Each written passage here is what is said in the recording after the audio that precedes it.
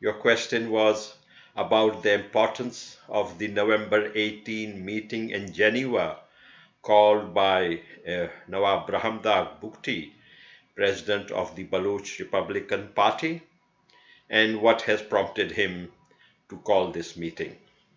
I would welcome this meeting as a step in the right direction. This meeting was long overdue, and it was very sad to see that the Baloch were not sitting together. The Baloch are faced with many challenges today.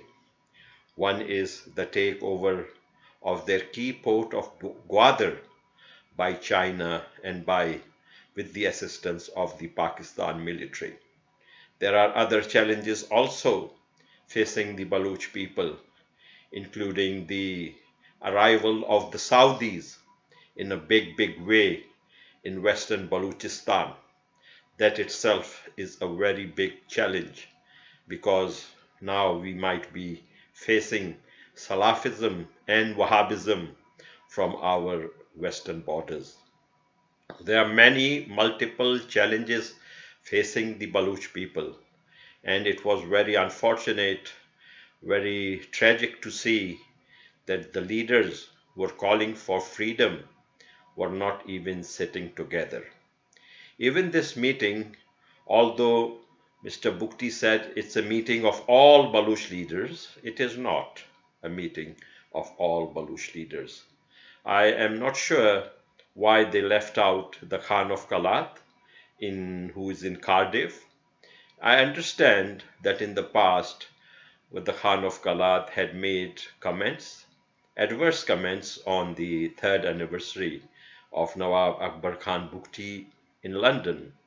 But that doesn't mean you go on keeping a grudge. Are we doing tribalism or are we doing international politics for the independence of a country? If we are doing international politics for the independence of a country, of a sovereign nation, of Balochistan in Southwest Asia, then we have to have a broader heart. We have to show magnanimity. We have to show better vision. And for that reason, I do think the Khan of Kalat should have been invited to this meeting. I also think the activists like myself, I have to be very honest, like myself, I have been in the struggle. My family has been a part of the Baloch struggle, and we have been left out of this meeting. It is very unfortunate, very unkind. This is not the way to treat people who are contributing in a very positive way to the national struggle of Baloch emancipation. I think I would still request Brahamdag Bukti to please reconsider and invite all those people who are fighting for an independent Balochistan at this meeting. We'll be glad to come. We have shown respect to his grandfather, and you see, Brahamdag Bukti is there because of the sacrifice of his grandfather, Shaheed Nawab Akbar Khan Bukti, former governor and chief minister of Balochistan. So I would request Brahamdag Bukti to please make this a more broad-based meeting, invite activists, invite those who have been contributing to the freedom of Balochistan. I have been around for 10 years from the platform of the American Friends of Balochistan, and I was active in the Baloch Students Organization fighting for the freedom of Balochistan when Brahamdag was not even born. So I have a lot of respect for him. He is an important tribal leader and a politician, but he should also please show respect to the others. As far as your other question goes, some activists are criticizing the move as meeting of feudal heads. You see, I would not call them merely feudal heads. There is no doubt that they belong to the elites of Balochistan. They are feudal lords. There is no doubt about that. But then there are more than 300 or maybe 500 feudal lords who are in the Pakistan camp. So when you have got 300 of those feudal lords who are in the Pakistan camp and only 5 or 10 feudal lords who are in the freedom camp, I think we should welcome these feudal lords to remain in the freedom camp. However, that said, I will still insist that the feudal lords do not have the vision to lead a Balochistan independence movement. I'm sorry to say that it is a fact. The feudal lords don't have that vision. We just saw the senior member, the most senior member of these honorable gentlemen who are meeting in Geneva. That most senior member was Nawabzada Ghazen Mari, the former Home Minister of Balochistan. He was in exile for 18 years, but now he has gone back to Pakistan. He has gone back to become a part of mainstream Pakistan politics. So now the question arises, the feudal lords that are meeting here, as much as I respect them for their struggle for remaining committed to the freedom of Balochistan, I would ask them what are the institutions, what are the organizations, what is the mechanism to which they answer for their deeds? It's a very honest question. I would please like to ask the Murray brothers who are attending this meeting, what caused them to fight so horribly that 45 of their best fighters who could have been fighting against the Pakistan military perished in the infighting between these two brothers. So these are these tragic things that are going on. There is so many cases when the militants, most of these guys who are meeting in Geneva are also heads of militant organizations. They may not accept it publicly, but it is a fact. So now the militant organizations have done some very horrible mistakes. Why can't you see? This national liberation is a very important goal for us. We are going to fight for that. But then you have to avoid those horrible mistakes. And then when you make those horrible mistakes, then you have to answer for those horrible mistakes. Now, some of these feudal lords want to carry on with these old titles. I would credit Herbiar Murray because he says he does not believe in these titles of Nawab. But you see, the other, his younger brother, Mehran, still wants to carry on that title Nawab, and so also Brahmdag Bukti wants to carry on with this decadent colonial title of Nawab. You see what? Please don't do this. Why are you carrying on with the titles that the British colonial masters gave to the proud Baloch people? If it's time, you should shed those kinds of titles. There are some, you see, although these people, I'm telling you, I respect them. I have got a lot of respect for them, but I have to criticize them when they are wrong. I have seen pictures where Herbiar was sitting on a sofa and his followers were all sitting on the floor. As also I have seen a recent video, it is posted on Brahmdag Bukti's Facebook page. He is himself sitting on the sofa and his followers are sitting on the floor. And I was surprised because in Geneva I was there at his invitation. He was kind to invite me, and I don't want to talk about the treatment I faced there. But anyways, even in Geneva at one of the meetings, his supporters were trying to make him sit on a sofa and the rest of the folks on the ground. So how can you in this day and age think of such things? It is, you see, the Nawabi, Sardari things are a thing of the past. You should not live in the past. Now look at this. You see, these things are gone now. Nawab Khair Bakhsh Mari was one thing. Nawab Akbar Khan Bukti was one thing. Those things have now finished, you see. Now, in Nawab Akbar Khan Bukti's household, there are 3 Nawabs. One is, I would support Brahmdag as the Nawab. I mean, he is the main guy. But the thing is, he has got contenders, and those contenders also have support. They are Nawab Ali Bukti. There is then Nawab Shahzain Bukti.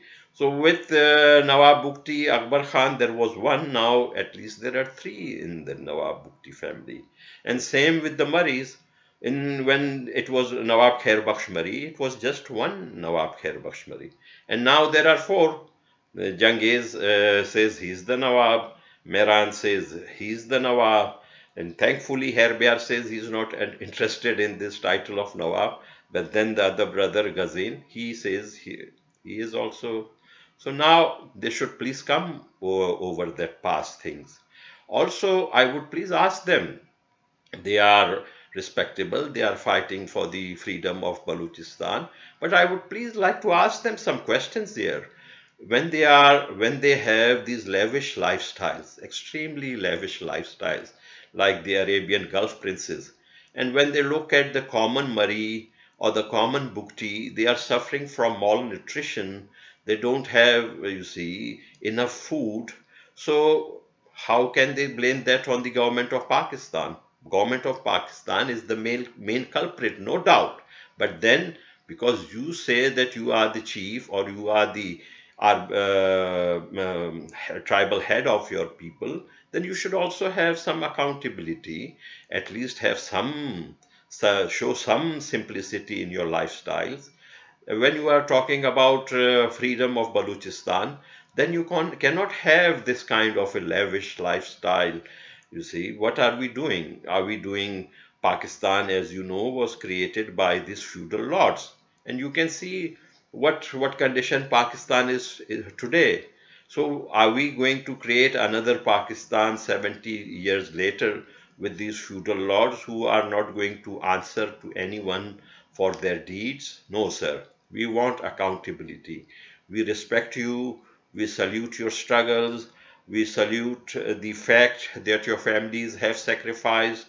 We salute the fact that you have put everything on the line, all your wealth, all your properties, and you are struggling against the Pakistan military and against the ISI. But at the same time, we request of you to be accountable to the Baloch people. We want accountability. We don't want you to be like the Saudi princes or like the princes of the Arabian Gulf, where Arabian Gulf nations where they don't answer to anybody. This is not the time for that. You have to answer. I am appealing to you when you are meeting on November 18, please form a single party. At least you can say that we are answerable to this single party. And if you are not forming that single party, it means that you all guys are doing your on our own this small businesses in the name of independence of Balochistan. So please stop that. I would also request you guys who to respect the sarmachar on the ground. The sarmachar on the ground are the main. So you should not please try to control the sarmachar while you are sitting in Europe. This is not fair. The sarmachar on the ground, there are very good commanders, there are very good figures who have been fighting for decades. There is Abdul Nabi Bangulzai, there is Wahid Kambar, there is Aslam Baloch, Commander Aslam Baloch. Now, can please I have a lot of regard and respect for him, Herbiar Murray. Can he please answer why? Why should he get angry with Aslam Baloch when Aslam Baloch goes to India for medical treatment? Very urgently medical treatment. He goes to India and you get angry with him. No, I am not going to accept Aslam Baloch because he's gone to India. And then you see, I was so surprised when I was in Geneva. Bramdag had invited me, so I went there. And now I'm seeing this very well-known woman activist, Balochistan freedom activist, Naila Qadri, in Geneva. Now, now you see, should I turn my face that way that I haven't seen Naila Qadri? That is not what my family has taught me. I have to show respect to the woman who is struggling for a cause. The same, she is our fellow traveler. She deserves respect. If I am asked to show disrespect to her, no, sir, I can't do that. I have not been taught that. I am suffering, I will suffer, for my beliefs, but that is all right. That is all right. That is fine. I don't mind that. But I will stick to my guns. We have to show respect to the people who are in the thick of struggle. We cannot just dismiss them just because they are not Nawab or Sardar or their family members. We have to show, and you see, this is a very important point. We have to bring women forward in our freedom struggle. And I was very delighted to see Naila go into the United Nations building, and for the first time, a woman spoke for Balochistan. So I was very proud of her. I wish the other feudal lords should have also shown the same kind of respect to this woman leader. Instead, they don't want to even talk to her. I don't think that is fair. You asked me about the disunity among the Baloch. Do you see this disunity arises when there are lack of resources? When there are lack of resources, people become disunited, people become ready to fight with one another. Do you see people who have got lots of resources fighting with each other? Very seldom, they don't. People, when they don't have resources, when there is a competition for resources, then they fight with each other. Uh, when there is enough resources, people don't fight. So those who provide the resources has the key for unity. I am going to appeal to them to unite. What does my appeal count? I am a journalist, I am a writer, and maybe I am, of course, the founder of a very important organization, very one of the best diaspora organizations called the American Friends of Balochistan. But then if all my friends would give me the resources to disperse among them, then maybe I will have the mechanism to make them unite. But just as I said, Mother India has not even smiled once at me. What can I say? I'm not going to go on repeating this same sad tune. But I wish, you see, the people who matter would consider this, would press on these people who are in the Baloch struggle to unite, to come together. Those they are going to, the leaders are going to listen to those people who matter, who support them. But if they don't say anything, and then these guys are going to go on competing with one another at the Palace of Nations. You see, there are four different groups, Baloch groups, competing with each other at the Palace of Nations. I don't think that is right. As far as your fourth question go, that not only the Baloch leaders, but even the Baloch political parties have also, those who talk about freedom have gone into exile. That is a fact. You can see that the Baloch Republican Party of Brahmdag Bukti, that is more active in Switzerland, in Germany, than it is on the ground in Balochistan. In the ground on the Balochistan, there are militant groups, of course, who are doing something. But as far as the party goes, I don't see the party on the ground in Balochistan. I don't see the other parties who are taking part there on the ground.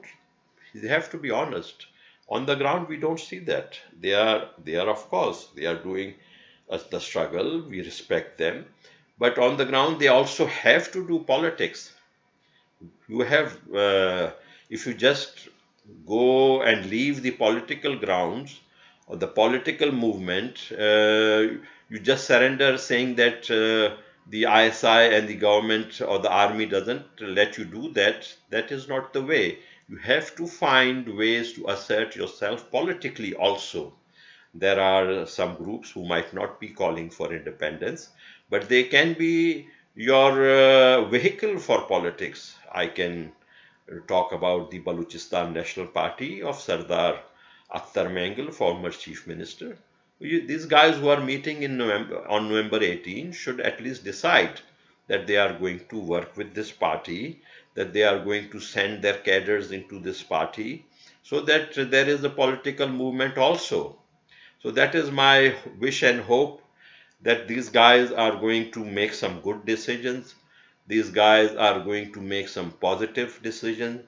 These guys are going to show that they respect all the people who are struggling for the freedom of Balochistan.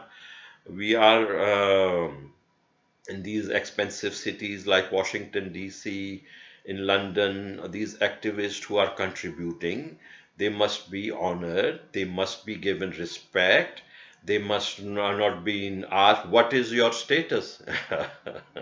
If you are asking about status, then it will be very complicated issue, because the status today is that we are all in the same boat.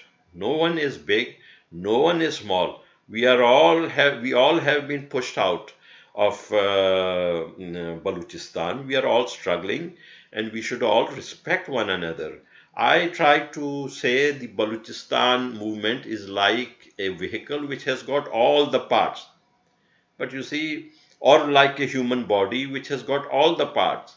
But the eye cannot tell the ear that you are less important because I can see, you can only hear. You see, everything in a human body is important. So, in the same way, in the national liberation struggle, every part, everyone who's contributing is important. So it's my 2 pence to this. I hope my friends are not going to feel bad about my suggestions to them. I have a lot of respect for them. I salute their struggle, but I will also reserve my right to criticize what I see as wrong. Thank you very much, Shalish Kumar. Again, Bharat Mata ki jai ho.